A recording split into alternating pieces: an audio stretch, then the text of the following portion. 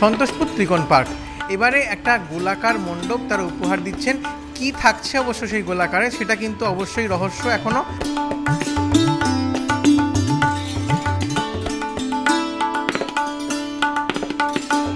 এখানে বিভিন্ন ধরনের জিনিস ইউজ করছি, কাগজ থেকে শুরু করে ফাইবার, মেটাল সিট, কাঠ, সব রকমের জিনিস ইউজ করছি।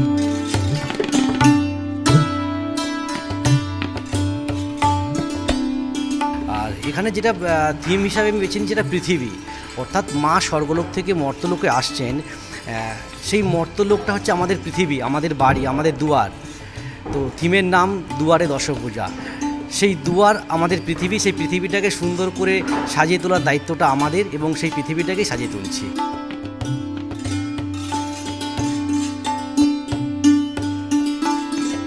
যে সারা কলকাতার লোক ভিড় করে আমাদের মণ্ডপে ভেঙে পড়বে, এটা আমরা আশা করছি যে এবছর কলকাতায় আমরা একটা জায়গায় যাব, আমাদের সাফল্য একটা চরম শিখরে আমরা পৌঁছাতে পারব।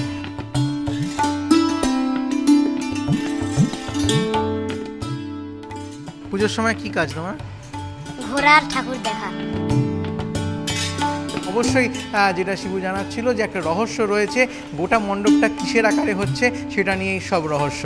সঞ্চয়ন মিত্র, এবিপি আনন্দ, কলকাতা।